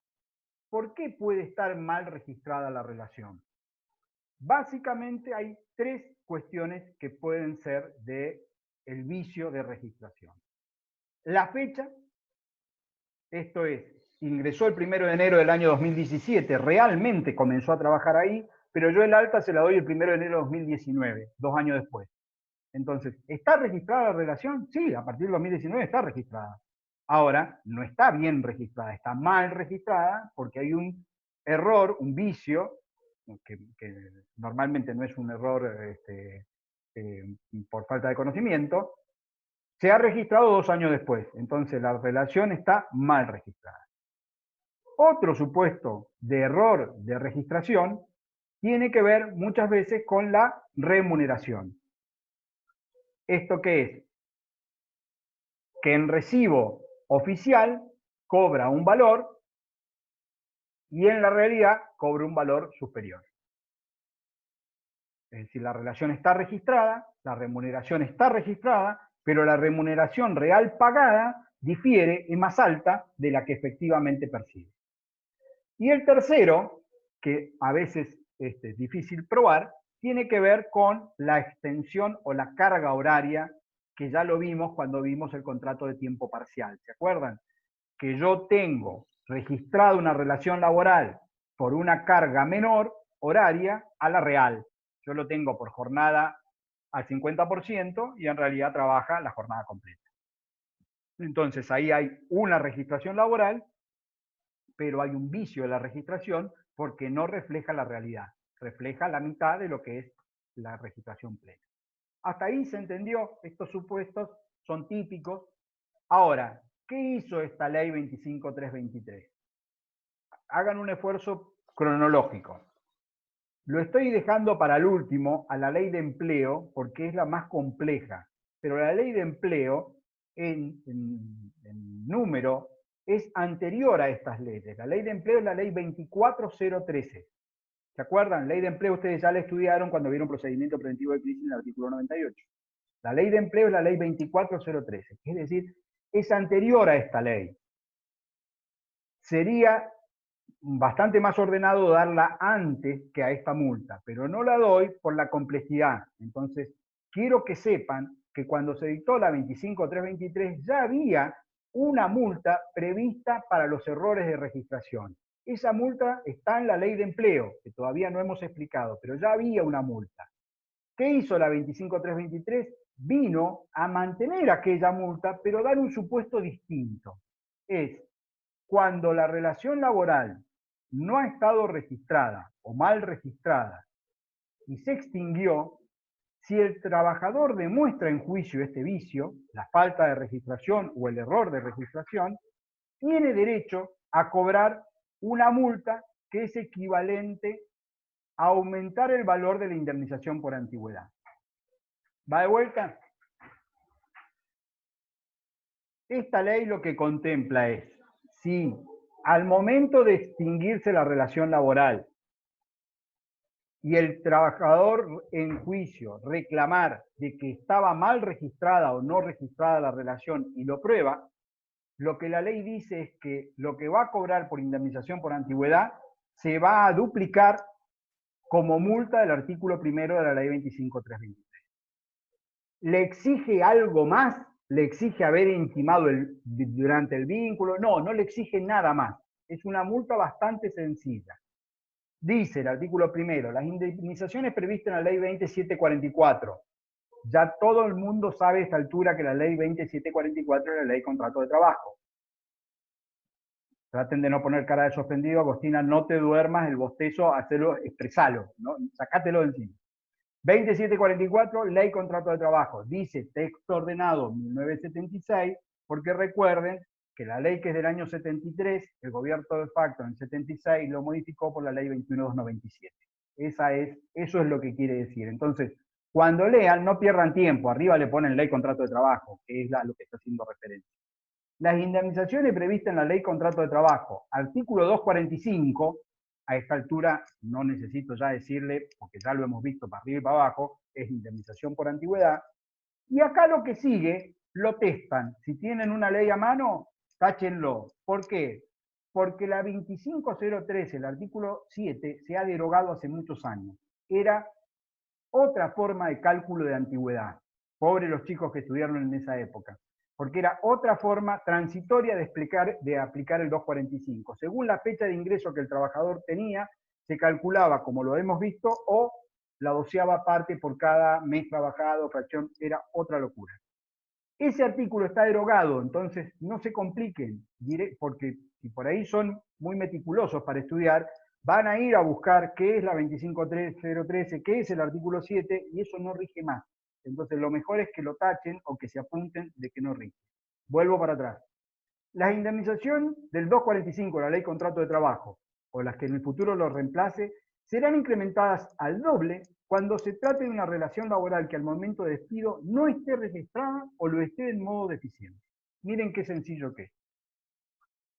Si se extinguió, lo despidieron, y el trabajador dice, momento, en realidad la fecha de ingreso que están poniendo ahí no es real, yo había ingresado 3 años antes, y demuestra que había ingresado 3 años antes, lo que va a tener derecho es a cobrar el 245, el despido sin causa, duplicado.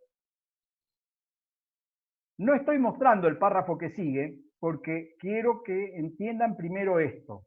Esta ley es posterior a la ley de empleo 24013. Y también la ley de empleo habla sobre multas cuando hay deficiente registración o falta de registración.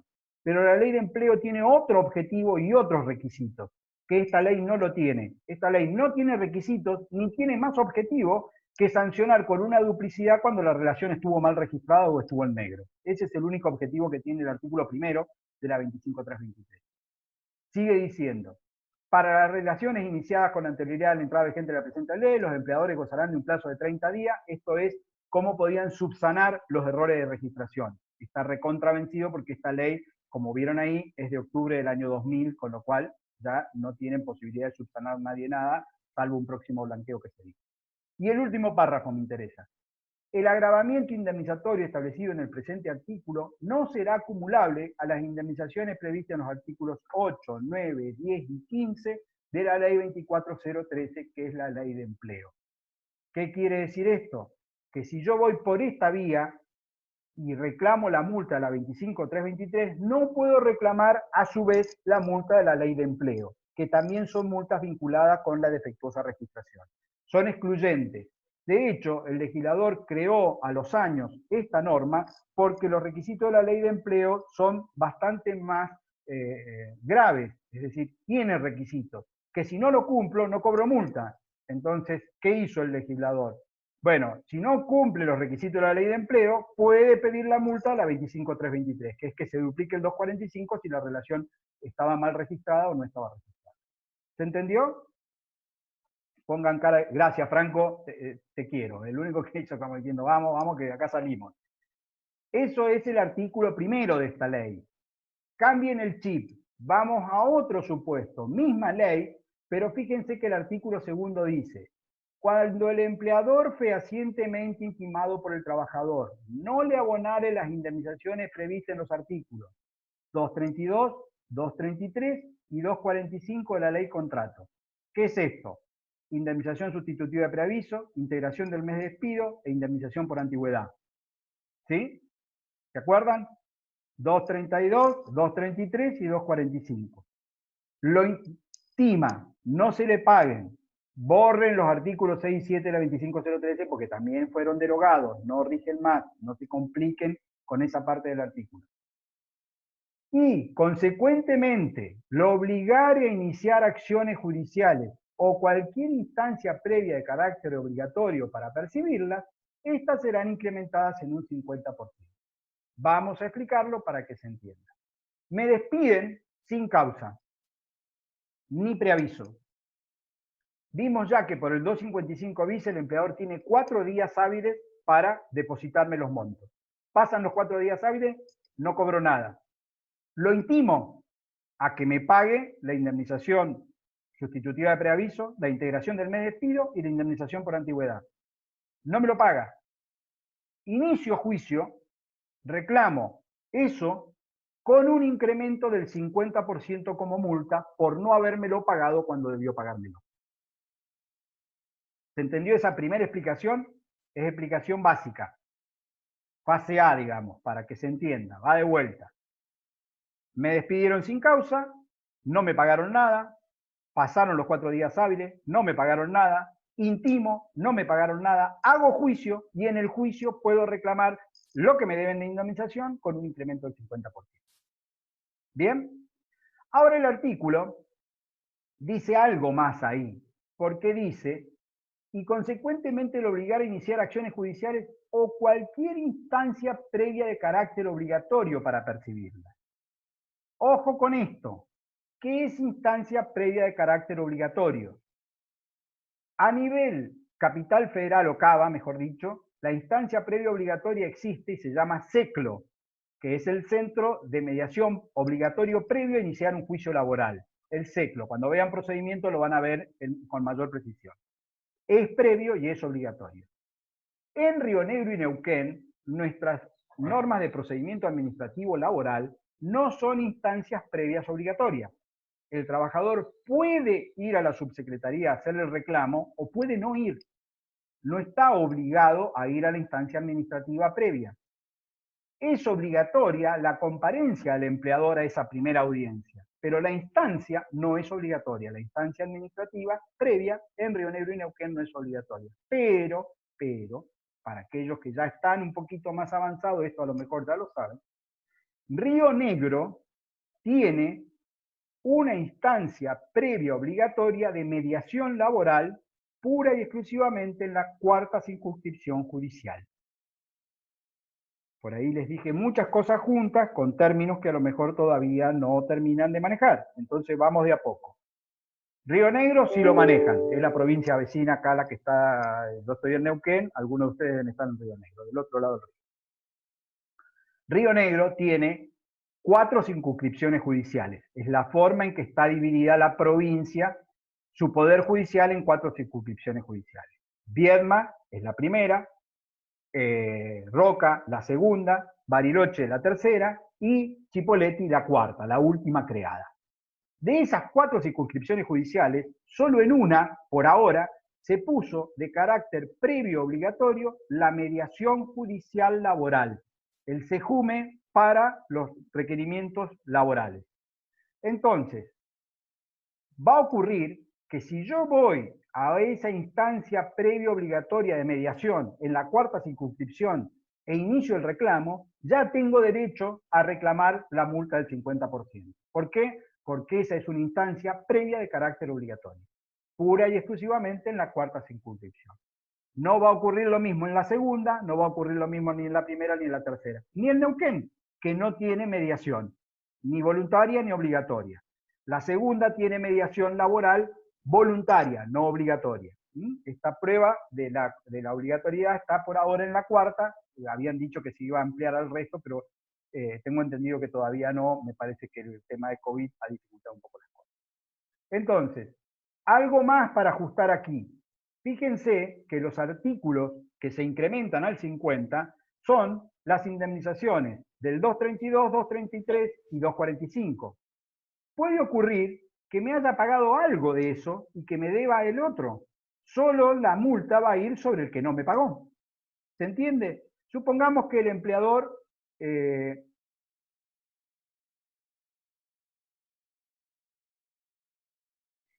Franco dice, siendo trabajador me convendría ir directo a juicio en las otras circunscripciones para cobrar la multa. Podría ser una alternativa, Franco. No siempre el trabajador razona en términos de la conveniencia del incremento del valor, sino que por necesidad muchas veces lo que quiere es cobrar lo antes posible.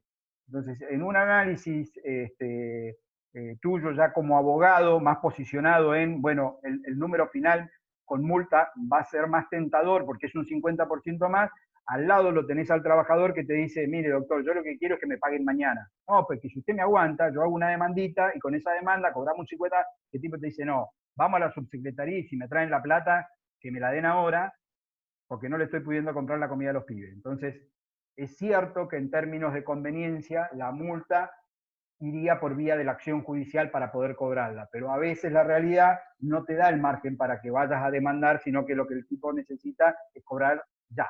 Entonces, aún sabiendo que no va a cobrar la multa, que va a cobrar el monto, pero lo que quiere es cobrar lo que le corresponde. Emanuel, no, está bien la pregunta de Manuel. ¿Qué pasa si cobras, si después lo podés reclamar? No, justamente, esta multa solo procede en el caso de que te veas obligado a la instancia administrativa previa obligatoria o judicial, es decir, que la tuviste que iniciar. Si no la iniciás, que es lo que suele ocurrir, vas a la subsecretaría de trabajo, que no es obligatoria, y ahí haces el reclamo, viene el empleador, te deposita lo que te tenía que depositar, listo, ya no vas a poder reclamar la multa posterior. ¿Por qué? Porque la condición para la multa es que vos te hayas visto obligado a tener que demandar para cobrar lo que te debían.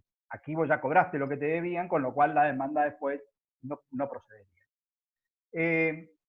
Iba a hacer un pequeño repaso con ajuste de este artículo 2 para que no queden dudas. Decía que las multas que la multa se va a aplicar sobre todos o cualquiera de estas indemnizaciones que no se hubieran pagado. Pero no necesariamente se deben adeudar las tres. Puede ocurrir, con la práctica ocurre, me despiden, no me preavisan y me pagan indemnización sustitutiva de preaviso e indemnización por antigüedad, pero no me pagan la integración del mes de despido. Entonces, ¿qué voy a poder reclamar? Voy a poder reclamar la integración del mes de despido con más la multa del 50%. O sea, solo aquello que me adeuden es lo que yo voy a poder reclamar con más la multa del 50%. El artículo no termina ahí, dice, si hubiesen existido causas que justificaran la conducta del empleador, los jueces, mediante resolución fundada, podrán reducir prudencialmente el incremento indemnizatorio dispuesto en el presente artículo hasta la exhibición. Esto, en la práctica, ocurre poco, pero se suele dar no para estos evidentes supuestos que yo doy, despedí sin causa y no te pagué, sino se suele dar para los despidos causados, donde el empleador despide y no indemniza porque hay una causa, el trabajador inicia el juicio y el juez entiende que la causa está probada, existe, pero no es de la entidad suficiente como para poner fin a la relación laboral porque no hay una injuria grave en los términos del 242. Entonces, hace lugar a la demanda, ordena el pago de las indemnizaciones, pero reduce la multa o no aplica la multa porque dice se entendió que tenía alguna razón de ser el despido que provocó, más allá de que la injuria no haya sido suficiente. ¿Estamos? Entonces, termino, redondeo acá. Esta ley es una ley muy corta de 3 artículos, 25.323, dos supuestos distintos. En el primero, defectuosa registración o falta de registración. La multa es solo sobre el 245, lo duplica, o sea, lo lleva al 100%. Esto en la medida que yo pruebe en juicio de que efectivamente la relación no estaba registrada o estaba mal registrada. Artículo segundo, acá la extinción se ha provocado y los valores que me debían pagar por indemnización sustitutiva de preaviso, integración del mes de despido o indemnización por antigüedad no fueron abonados. Intimo, no fueron abonados, hago la demanda judicial o voy a una instancia administrativa obligatoria previa. En ese caso puedo reclamar con más un 50% y el juez podrá eventualmente reducir o eliminar ese valor de la multa si hay razones atendibles para ello. ¿Se entendió? Roguemos que sí, porque son y 26, nos queda muy poco tiempo y nos falta la frutilla del postre. Vamos a la ley 24.013. Ajá. Espérense un segundo.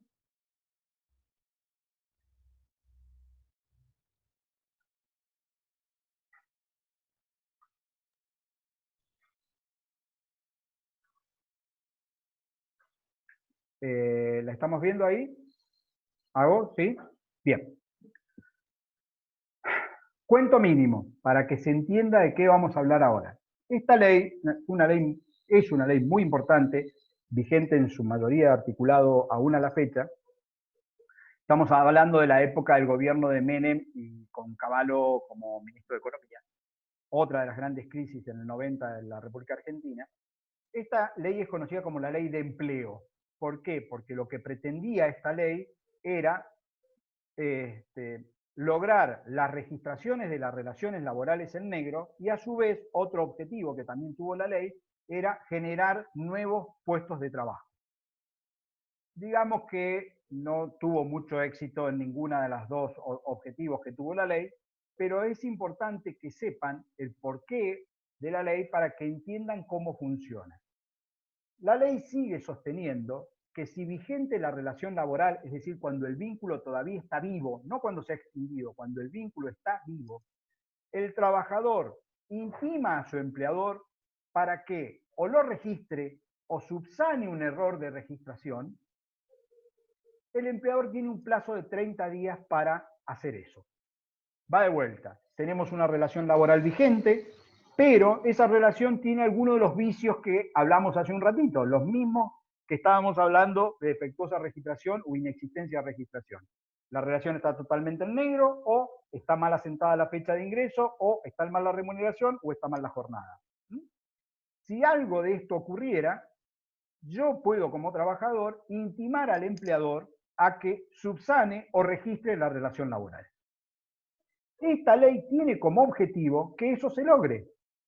Y por tal motivo es que la intimación tiene que ser hecha vigente la relación laboral, el plazo que hay que dar es de 30 días, y la intimación debe contener cuáles son los datos de la relación laboral que deben ser corregidos o a partir de cuándo se debe registrar. Es decir, yo le tengo que informar a mi empleador lo que yo digo que es la realidad. ¿Cómo sería esto? Habiendo ingresado bajo sus órdenes y relación de dependencia a partir del 1 de enero del 2016, y siendo que a la fecha usted no ha registrado mi relación laboral, lo intimo plazo 30 días a que proceda a registrarla, siendo los datos RUC, fecha de ingreso, categoría, remuneración, carga horaria. Esa es la intimación que yo, trabajador, le puedo hacer a mi empleador si está vigente la relación laboral. ¿Qué dice la ley en torno de esto? Vamos a la opción A. El empleador recibe esa intimación y le dice, le contesta en el plazo de 30 días, tiene usted razón, yo no había registrado la relación o estaba mal registrada, procedo a subsanar los errores que usted me indica. ¿Entienden? O sea, el empleador dice, sí, es cierto, y lo corrijo. Voy, hago las rectificativas correspondientes frente a la FIP y la relación laboral queda debidamente registrada. ¿Qué ocurrió allí? Se cumplió con el objetivo de la ley. La ley lo que pretende es que las relaciones no registradas o mal registradas queden bien registradas. Si esto pasa y la relación sigue, no hay multa, no hay nada. Lo único que hubo es un trabajador que intimó a su empleador cumpliendo determinados requisitos a que le registre bien la relación laboral. Si el empleador lo hace, se acabó el problema. Vamos a ver que no es tan así, porque la misma ley presume o entiende que ese empleador no ha quedado muy contento y puede eventualmente después despedir. Entonces, ¿qué pasa si despide dentro del plazo de los 2 años de haber sido intimado? Ese es el artículo 15, pero no se apuren. Vamos de menos a más. Entre los requisitos que tiene que cumplir el trabajador, y por eso dije que la 25.323 no tiene requisitos, y esta sí, está que la relación laboral esté vigente, que el plazo porque se lo intime sea 30 días, que le dé los datos correctos de la registración laboral, y un requisito más que se agregó en la reforma, que es que en el plazo no mayor de 24 horas comunique a la FIP la intimación que le efectuó al empleador. Un requisito importante, el trabajador debe, en un plazo no mayor de 24 horas, dice la ley, notificar a la FIP de esa intimación que ha cursado. El objetivo de la norma para esto, no en la realidad porque en la práctica no ocurre, el objetivo es que la autoridad de aplicación a través de la FIP tuviera conocimiento de esta relación no registrada o mal registrada y eventualmente disparara las inspecciones o los controles respectivos para también trabajar desde ese sentido y lograr los aportes y las contribuciones que se adeudan. Pero es un requisito formal. Todos los que di son requisitos formales. Porque como la opción A es que el empleador diga, ok, proceda, registre y no pase nada, la opción B, que es la que en la práctica más se da, el empleador dice, niego, desconozco, no sé quién es usted, nunca trabajó para mí, no lo vi en mi vida, o sea, desconoce toda la intimación. Si desconoce la intimación, esto obviamente configura una injuria laboral grave que impide la prosecución de la relación laboral, porque ustedes se imaginan, yo le estoy diciendo a alguien que me registre porque soy empleado de él, y ese alguien me dice, no, usted no es empleado mío, yo no lo conozco. O yo le estoy diciendo, che, entré en enero del 2015, y él me dice, no, entraste en enero del 2019, 4 años después, obviamente eso es una injuria.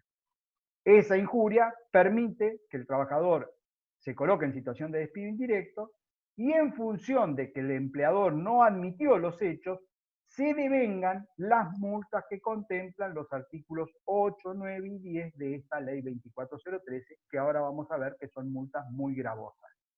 Entonces, recapitulemos para entender el supuesto fáctico. Estoy de nuevo en presencia de una relación laboral no registrada o mal registrada. Pero lo que tengo aquí es que la relación está vigente. A diferencia de la 25323 que se extinguió y yo lo pruebo en juicio, acá tiene que estar vigente.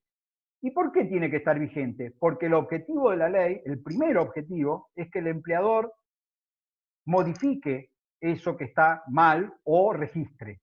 Es decir, que el objetivo de la ley es lograr la debida registración.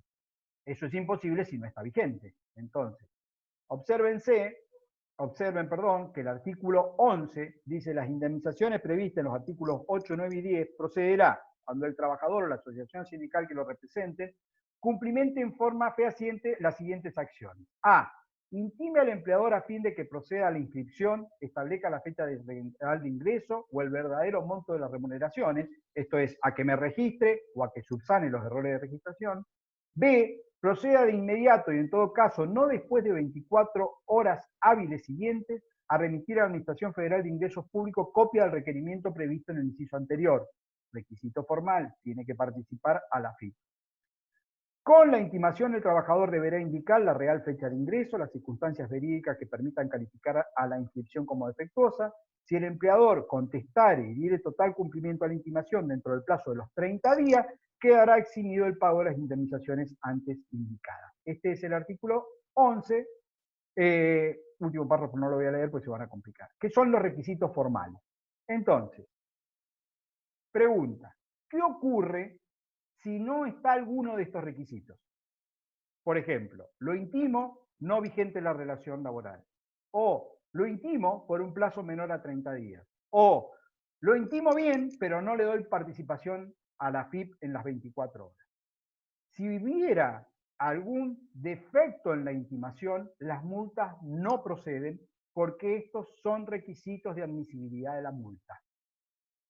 Por eso expliqué hace una media hora que la 25323, que es posterior, vino a cubrir o a subsanar un poco qué pasaba cuando no cumplíamos bien los requisitos de la ley de empleo. Porque al no cumplirlo no se cobra ninguna multa y el trabajador directamente, aún estando no registrado o mal registrado, no tenía un incremento en su indemnización. Entonces la 25323, que no tiene ningún requisito, dice, si probás que estabas mal registrado o no registrado, cobras duplicado el 245, artículo primero de la 25323. ¿Se entiende? Por eso es que no se acumulan una con otra. No es que yo puedo ir por la ley de empleo más la 25323. O voy por una o voy por la otra. Díganme por favor que entendieron, con cara de sí, entendí esto. Porque ahora vamos a ver las multas, que hasta acá no las hemos explicado. Las multas, antes de analizarlas, conceptualmente entiendan qué es lo que sancionan. La relación no registrada o el negro. La relación que tiene una fecha defectuosa y la relación que tiene una remuneración que no es la adecuada. 3 supuestos, entonces. Relación en negro, no registrada, error en la fecha de ingreso o mal fecha de ingreso, error en el monto pagado. En el monto pagado subsume tanto si en el recibo dice un valor y cobra otro, como si trabaja part-time, full-time y cobra part-time. Hay un error en el monto pagado. Entonces lo subsume en la misma. En los 3 supuestos, la ley trabaja con una misma lógica. determina ese plazo o todo el periodo en que estuvo la relación no registrada o mal registrada, y sobre los importes que el empleador pagó pero en negro o no pagó, le aplica un porcentaje que es el equivalente a la multa. Leo un artículo, lo vamos a desarmar para que después entiendan los otros fácilmente. Dice el artículo 8. El empleador, que no registrare una relación laboral, estamos hablando de la relación el negro, abonará al trabajador afectado una indemnización equivalente a una cuarta parte de las remuneraciones devengadas desde el comienzo de la vinculación, computadas a valores reajustables de acuerdo a la normativa vigente. ¿Va de vuelta? Este es el concepto que importa. Este trabajador estaba en negro, nunca fue registrado, entonces lo que la ley dice es que va a aplicar una multa que va a equivaler a un porcentaje, a la cuarta parte de ¿qué? De todas las remuneraciones devengadas desde que la relación existió hasta el momento. O sea, tengo que determinar todos los valores de remuneración que cobró o que le hubiese correspondido cobrar, porque a lo mejor le pagaron menos, y sobre eso, una cuarta parte es el valor de la multa del artículo 8. Computados a valores reajustables es toda una polémica en nuestro país por las tasas de inflación anual que tenemos. Es decir, cómo hacemos para determinar cuál es el valor reajustable, qué índice le ponemos. En la práctica, lo que la jurisprudencia hace es toma el último valor de la remuneración que le hubiese correspondido cobrar y eso lo multiplica por la cantidad de meses que estuvo en negro y a eso le saca la cuarta parte. Eso es una remuneración a valor constante, es lo que sería el valor de hoy. ¿Luisa lo entendió? No. Tienen cara a esta altura de que son 5:39 y ya están todos perdidos. Hagan un último esfuerzo, porque hoy termino con multa, en la próxima lo repasamos en 10 minutos nada más, pero hoy terminemos con multa, que esto ya es lo último que nos queda. Va de vuelta. Ay, ¿lo puede volver a explicar, profe? No entendí Sí, va de nada. vuelta. Tengo un trabajador no registrado. Esto es un trabajador en negro. ¿Sí? Un trabajador en negro. Viene el trabajador, me intima, sigue yendo, trabaja en mi estudio, una secretaria del estudio que va todos los días, yo nunca le di el alta, está en negro, le pago todos los meses, pero le pago con un recibito de esos comunes de librería, y viene un día mi secretaria, se enoja, por lo que sea, se cansa de estar en negro y me manda una intimación.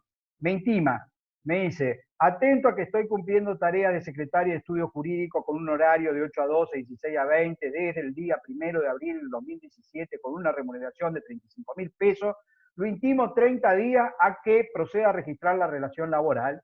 Comunico que estoy confiando a la FIP de la presente intimación. Cumple con todos los requisitos. Me intima y yo digo, en respuesta a su intimación, niego, desconozco, rechazo, absténgase de decir cualquier cosa porque le voy a pedir el padrón de funcionamiento, yo no la conozco, no sé quién es usted. Listo. Se extingue el vínculo, porque obviamente va a aplicar como injuria, va a extinguir, y ahora, cuando me demande, va a demandar la indemnización por antigüedad del 245, la indemnización sustitutiva de preaviso, la indemnización de integración de despido, más la multa del artículo 8 de la ley de empleo, que equivale a ¿qué? A un porcentaje de todas las remuneraciones que se devengaron desde que entró hasta que se extinguió.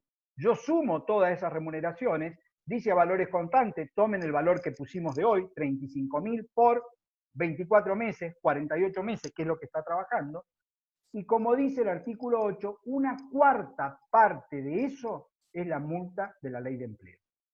Como verán, no es menor, es un valor significativo, porque a su vez tiene un piso indemnizatorio. Pero ya entendimos, o al menos eso es lo que yo pretendo, cuál es la mecánica de la ley. Toma el periodo que estuvo en negro, suma todas las remuneraciones, todas las que yo debería haber pagado, pero en negro, y una cuarta parte de eso equivale a la multa. Esta es para una relación totalmente en negro. Dice el párrafo siguiente, en ningún caso esta indemnización podrá ser inferior a 3 veces el importe mensual del salario que resulte de aplicar el 245. Es decir, que a su vez hay un piso indemnizatorio que es 3 meses de sueldo.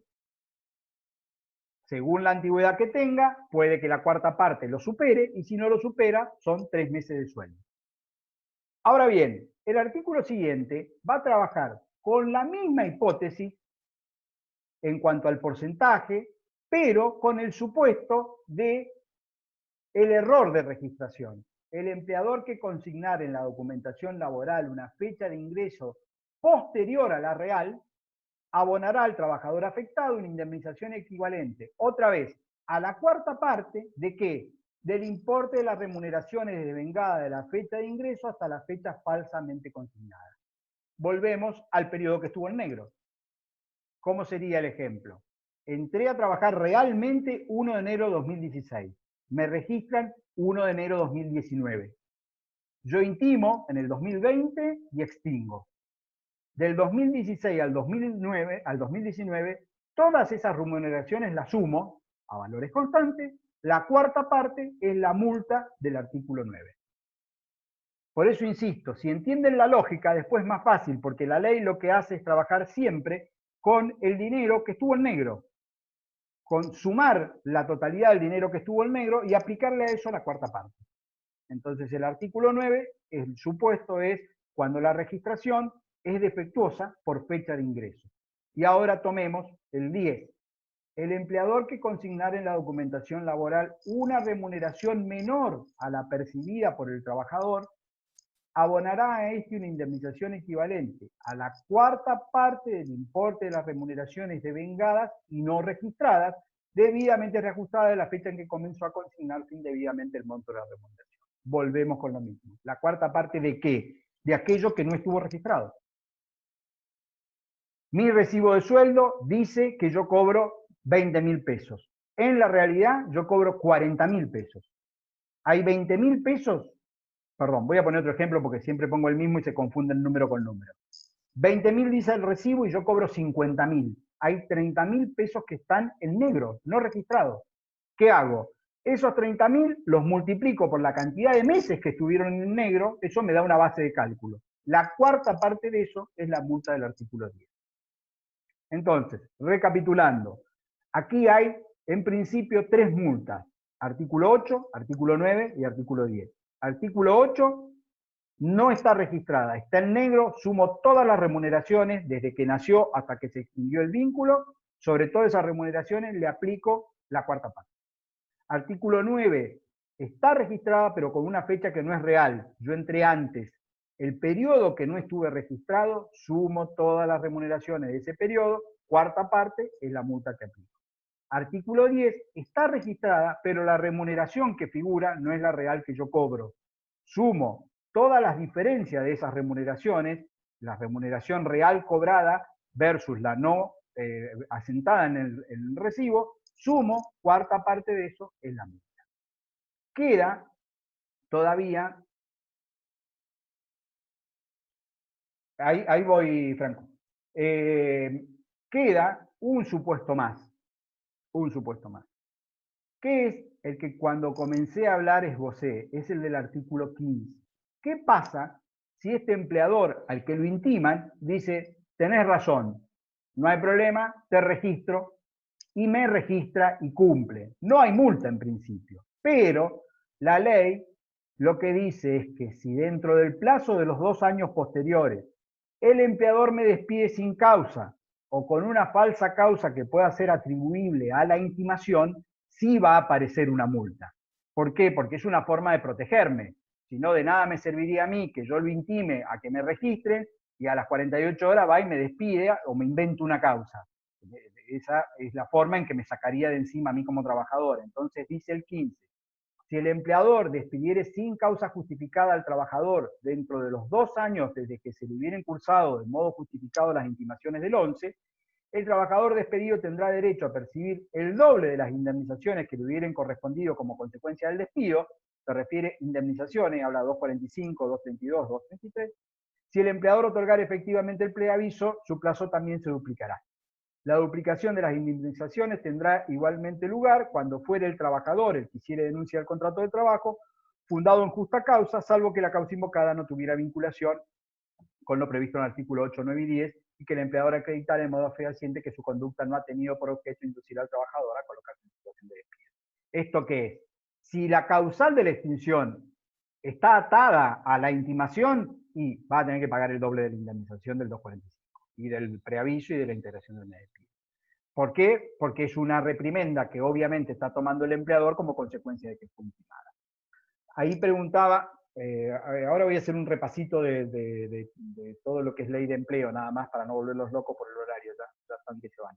Pero alguien preguntaba recién, no sé si Franco, quién, si eran acumulables las multas. No necesariamente todas se excluyen entre sí. Vamos a ver cuándo se pueden acumular o no. Si yo tengo un trabajador totalmente en negro, la multa es única, es la del 8 porque son todas las remuneraciones devengadas, punto. Ahora, si yo tengo un trabajador que su fecha de alta no es la real y a su vez que su remuneración de recibo no es la real, puede reclamar la del artículo 9 y la del artículo 10, porque son dos supuestos distintos. Un supuesto es la fecha en que se le dio el alta versus la que efectivamente comenzó la relación laboral, y otro supuesto es lo que dice el recibo, que es cuando ya estaba formalmente, a lo que efectivamente ha cobrado. Entonces, la del 9 y el 10 son acumulables. La del 8, el 9 y el 10, en algunos casos, pueden ser acumuladas con la del 15. ¿Por qué? Porque yo intimo, el empleador me dice que sí, yo me digo que no está reconociéndome la fecha real de ingreso, por ejemplo, y en el medio se extingue el vínculo. Entonces, puedo tener una multa del artículo 8 porque la relación estaba en negro, entonces la aplico por eso, y una consecuencia de duplicar el 245 porque me obligó a colocarme en situación de despido o porque me despidió sin causa. Entonces, la del 15 es la que más suele sumarse con la del 8, el 9 o el 10. Cierro con esto y prometo...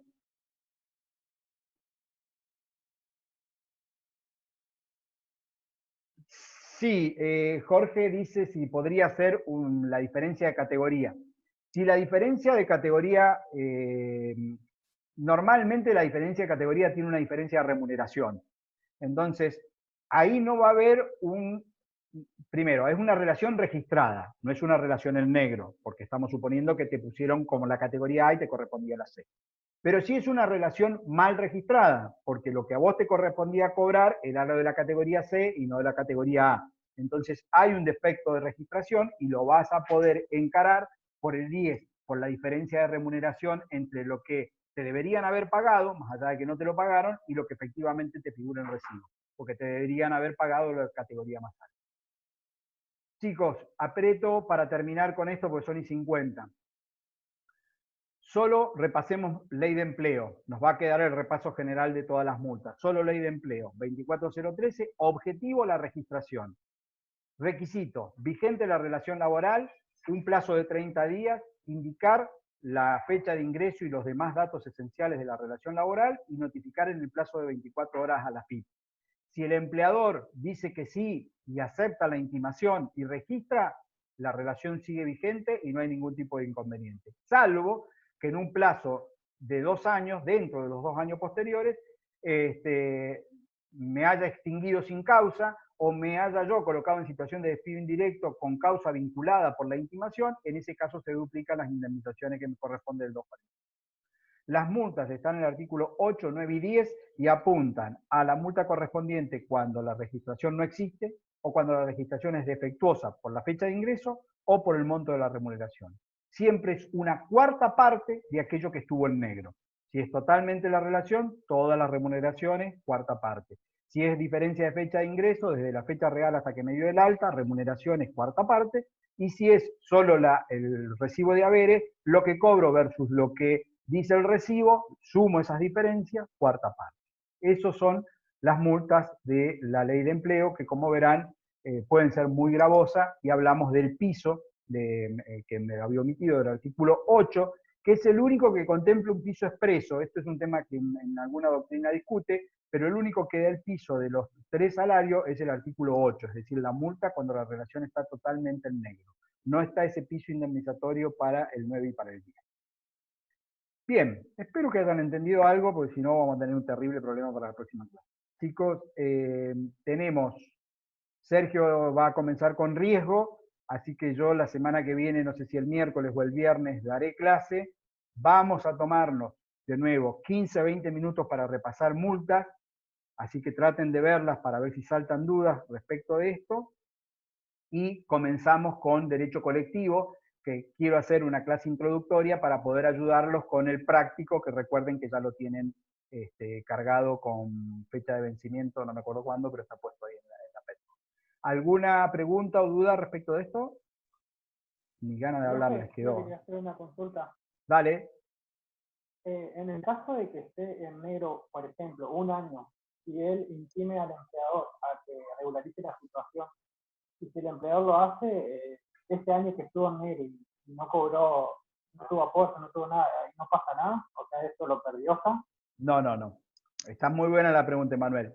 Si el empleador dice, es cierto, yo no te había registrado ese año que estuviste en negro, no solo basta con que conteste la carta de documento así, sino que tiene que hacer la rectificativa frente a la FIP. Es decir, va a tener que hacer las presentaciones correspondientes y hacer los aportes y contribuciones correspondientes a ese periodo que estuvo en negro. El impacto que tiene esta ley pretende la correcta registración, pero no condona los aportes y contribuciones. Tiene que efectuarlos igual. Por eso es que a veces dice, sí, está bien, tenés razón, pero después el trabajador va y mira y no hubo modificación. Si no hubo modificación, en realidad no ha cumplido con el objetivo de la ley. Cuando hace la aceptación, tiene que hacer la rectificativa respectiva frente a la FIP y ese año de aporte no lo perdés. Ese año lo tiene que hacer el empleador. No sé si era esa la pregunta, además. Sí, esa era, profe, gracias. Listo, chicos, clase larga. Gracias por el aguante. Nos vemos la próxima. Chau, chau.